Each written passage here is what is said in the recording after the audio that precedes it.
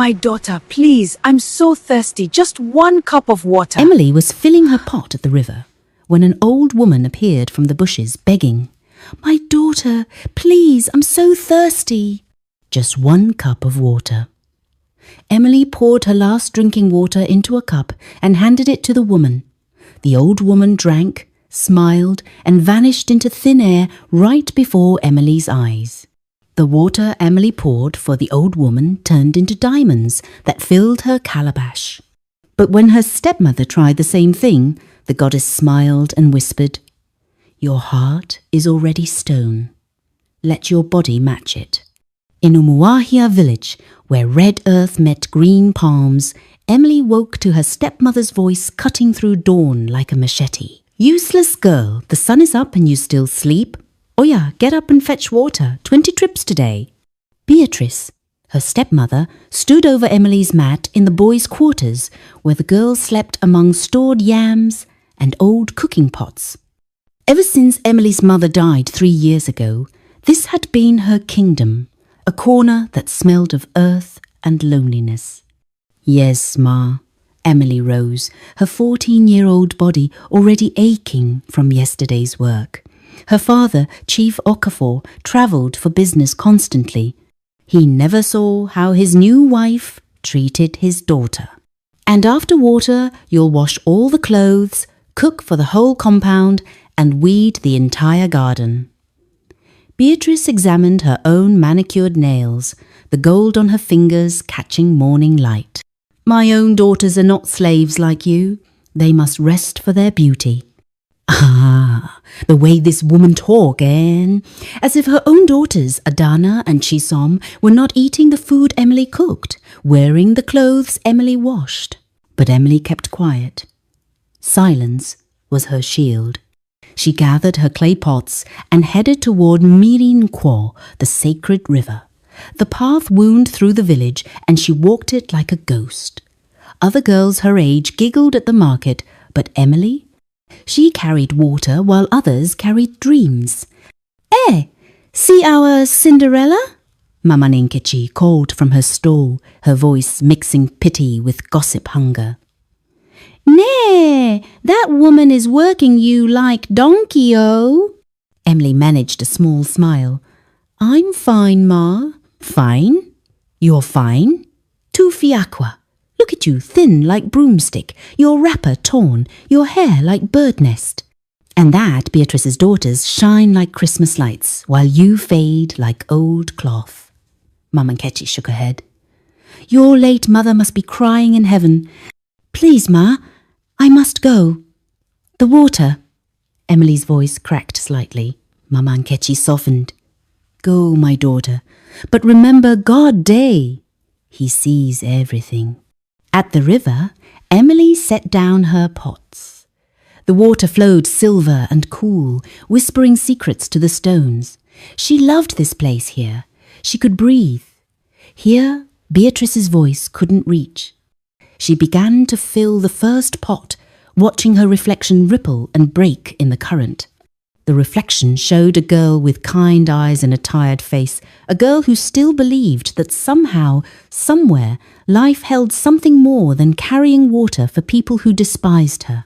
She didn't know that today the river would answer her unspoken prayer. She didn't know that an old woman was already watching from beneath the ukwa tree, waiting to test whether Emily's heart was as pure as the water she came to fetch. The goddess had arrived in Umuahia, and everything was about to change.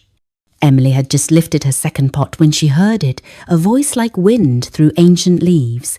"Nay, my daughter, can you spare water for an old woman?" She turned.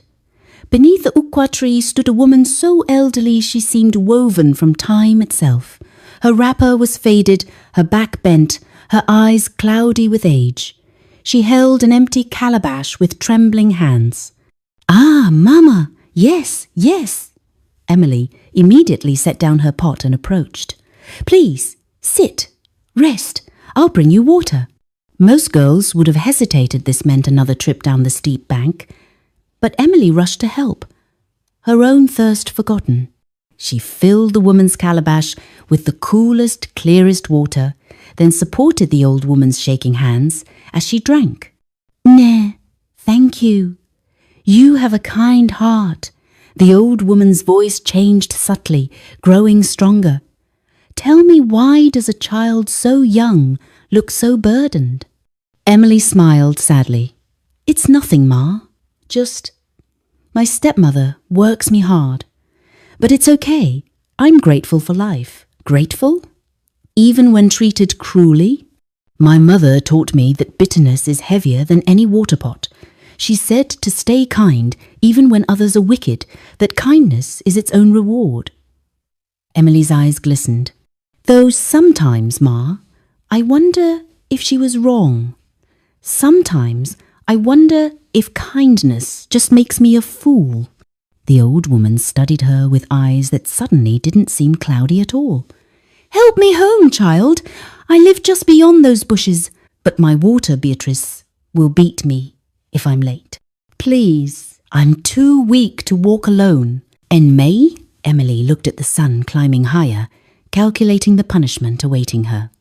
Then she looked at the old woman's frail form. "Of course, Ma. Hold my arm." She guided the woman slowly through the bush path.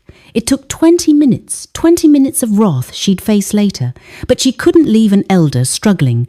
When they reached a small clearing, the old woman turned, and suddenly she wasn't old anymore. The transformation happened like sunrise, gradual yet total. The bent back straightened, the cloudy eyes blazed with light, the faded wrapper shimmered into cloth of woven starlight. Before Emily stood a goddess, tall and magnificent, with power rolling off her like thunder. Emily fell to her knees. "Chineke!" "I am Uhamiri," the goddess said, her voice now cosmic, deep, eternal. "Goddess of these waters, keeper of justice. I walk the earth testing hearts. Many pass this river. Do you know how many help me? None. They see a poor old woman and suddenly they're late, they're tired, they're busy. Ma, goddess, I didn't. But you stopped, even knowing you'd be punished, even carrying your own heavy burdens. Your kindness flows from genuine springs, child." Uhamiri's smile could have lit the village. True kindness expects no reward, but today it receives one anyway. She placed her hands on Emily's head. Power surged through the girl like lightning made of light.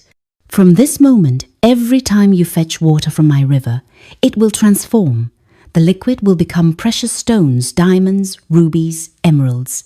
Your beauty will bloom like udara in season. Grace will follow your footsteps. And very soon, royalty itself will seek your hand." Emily gasped, tears streaming. "Why me?" "Because, my daughter, the universe rewards the pure in heart. Now go, fetch your water and watch." Emily ran back to the river, her heart hammering like talking drums. Did that really happen? Or had the sun cooked her brain? She dipped her pot into the water. The liquid entered clear, ordinary. She lifted the pot and nearly dropped it. The water was transforming, sparkling, solidifying. Before her shocked eyes, the contents shifted from liquid to crystal, from crystal to perfect, gleaming diamonds that filled her pot with click, click, click, sounds like expensive laughter. "Chineke mi," Emily breathed. She touched one, real, solid. Cold and hard and absolutely impossible. She looked at her reflection in the river and screamed. Her face, her ordinary, tired face, had transformed. Her skin glowed like honey in sunlight. Her eyes sparkled brighter than the gems.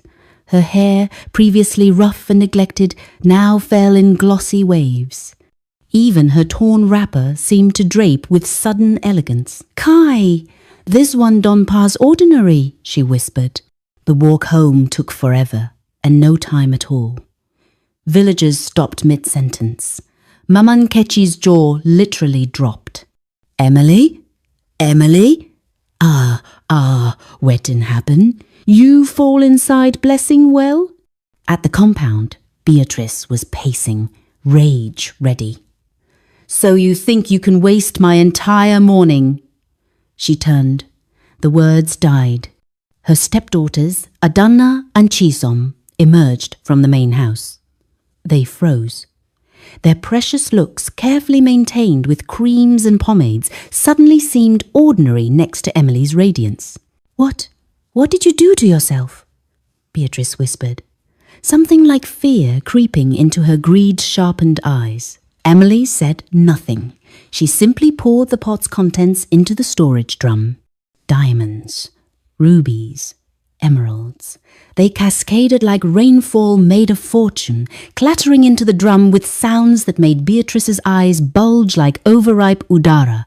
Where, how, who, Beatrice couldn't form sentences. Words spread faster than groundnut oil on hot pan.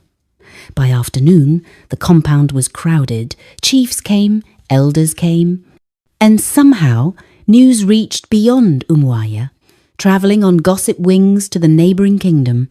Prince Chukwuemeka, returning from hunting, heard his servants whispering. They say there's a girl in Umuaya who produces diamonds from water and shines like the moon. Probably village exaggeration, he laughed. But my lord, 20 people have confirmed it. They say her beauty can make a blind man see. The prince was 25, educated abroad, but rooted in tradition. He'd rejected every bride his parents suggested. Fine. Tomorrow we investigate this miracle girl. Meanwhile, in Chief Okafor's compound, Beatrice's mind churned like stormy rivers. The shock had worn off. Now came the question, how? Emily, she called with fake sweetness that fooled nobody. My dear daughter, tell Mama where did this blessing come from? Emily, remembering her mother's lessons, answered truthfully, at the river Ma. An old woman asked for water. I helped her. She was a goddess. Beatrice's eyes lit with a dangerous fire of greed meeting opportunity. A goddess. At Miri Nkwo, an old woman. She smiled, but it was a cobra's smile. How wonderful, how truly wonderful. That night, while Emily slept peacefully for the first time in years, Beatrice planned her dawn visit to the river. She never imagined that the same goddess who rewards kindness also punishes wickedness, and punishes it spectacularly. Beatrice woke at 4 a.m. before even the roosters cleared their throats. She dressed in her finest wrapper, the expensive ankara she'd bought with Chief Okafor's money, and lined her eyes with uli. If a goddess was blessing people, she wanted to look impressive. This foolish Emily got diamonds from helping an old woman. Achoo! I'll help that old woman so well, she'll make me the richest woman in Igboland. She grabbed the finest calabash, pure white, imported, and hurried toward Miri Nkwo. The river looked different in pre-dawn darkness, mysterious and alive. Beatrice didn't care. She only saw future wealth. She began filling her calabash, muttering calculations. With diamonds, I'll build a mansion in Lagos. I'll buy cars. I'll make sure everyone knows that Beatrice Okafor is not ordinary person. Oh! Nay, came a voice. Can you spare water for an old woman? Beatrice spun around. There she was, bent, elderly, trembling, holding an empty bowl. Perfect! Beatrice's heart sang with greedy joy. She schooled her face into concern. Ah, Mama. Yes, yes. Water? Of course. She scooped water carelessly, splashing half of it, thrusting the bowl at the old woman like serving a beggar. The goddess drank slowly, watching. Thank you, daughter. Can you help me home? I'm too weak. Eh? Help you home? Mama, I'm very busy, oh. I have important things. I mean, my husband is chief, you know. I have responsibilities. Surely you can manage small walk? Beatrice's impatience leaked through her fake smile like water through cracked pot, just a short distance. "Look, I helped you already. I gave you water, didn't I? Free water from my own calabash. You people can never be satisfied, always wanting more, more, more." Beatrice's true nature emerged like rot beneath perfume. "Now, if you'll excuse me, I have blessings to collect." The old woman straightened, slowly, deliberately. "Blessings?" Her voice changed, deepened, filled the clearing like thunder fills sky. "You seek blessings?" Beatrice's eyes widened as the transformation occurred. The bent elder became a towering goddess, power crackling around her like dry season lightning. "I am Uhamiri," the goddess declared, "and you, Beatrice Okafor, have revealed your heart. Where Emily showed kindness, expecting nothing, you showed calculation, expecting everything. Where she gave time she didn't have, you counted seconds you wasted. Where she saw a person needing help, you saw an obstacle to your greed." "Wait, I can explain. I didn't mean..." Beatrice stumbled backward. "You meant every word. Your heart is stone, woman. Hard, cold, dead to compassion. You've beaten a motherless child, starved her while your own daughters feasted, worked her like an animal while teaching your children cruelty." The goddess's eyes blazed. "You seek blessings? Let me bless you appropriately." "No, please, I'll change. I'll be kind. Too late for promises. Your actions speak louder than your panic." Uhamiri raised her hand. The curse hit Beatrice like a wave. Beatrice felt it starting in her feet, a coldness spreading upward like water freezing in Harmattan. She looked down and screamed. Her legs were hardening, darkening, becoming granite. "No, no, stop, I'm sorry. Emily, Emily!" Her voice grew fainter as her chest solidified. Her reaching hands froze mid-air, permanently grasping for mercy that wouldn't come. Within seconds, Beatrice Okafor was no longer a woman. She was a stone statue, perfectly preserved in her moment of terror, mouth open in eternal scream, eyes wide with horror, hands clawing at air that had become her prison. "Let your form match your heart," Uhamiri said quietly. "Let all who pass remember. Cruelty turns the cruel to stone." The goddess vanished like mist under sun. By sunrise, the village discovered Beatrice's stone form by the river. The news exploded through Umuahia like wildfire through dry grass. "Chineke, come and see. Is that not Beatrice? The woman Don-turned statue. Kai, God is not asleep, oh." Chief Okafor returned from his travels that afternoon to find his compound in chaos. His daughters wept more from fear than grief. And Emily? Emily stood quietly, her radiance now impossible to ignore, her dignity intact. "What happened?" the chief demanded. The story poured out from 20 mouths at once. How he'd been blind to his wife's cruelty, how Emily had suffered, how a goddess had judged and found Beatrice wanting. Chief Okafor wept, begging Emily's forgiveness. "I was a fool, travelling, chasing money, while my daughter suffered. Forgive me. Ne em." "Papa, I forgive you," Emily said simply. "Because that's what kindness does, it forgives." That evening, Prince Chukwuemeka arrived with his entourage. One look at Emily, and the prince who'd sworn he'd never marry felt his heart do something it had never done before, recognize its home. "I am Chukwuemeka of the Eastern Kingdom," he said, bowing slightly. "I came seeking a miracle. I found something more, a woman whose inner beauty shines brighter than any external blessing."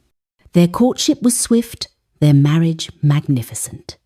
Emily became a princess, then a queen known throughout the land for her kindness, wisdom, and the diamonds that still appeared whenever she drew water, diamonds she used to help the poor, feed the hungry, and build schools for girls who, like her, had no mothers. Beatrice's stone form remained by Mimmerin Quo as a warning. Mothers brought their children. See what happens to wicked hearts? Be kind, always be kind. And in the palace, Queen Emily would tell her own children the story of the goddess at the river, teaching them what her mother had taught her. Kindness is never wasted. Even if you suffer, even if others mock you, even if the reward seems far away, stay kind. Because in the end, character is destiny, and the universe always balances its scales. The water still turns to diamonds in her hands. But the greatest treasure was always her heart, unchanged by hardship, unspoiled by blessing, forever kind.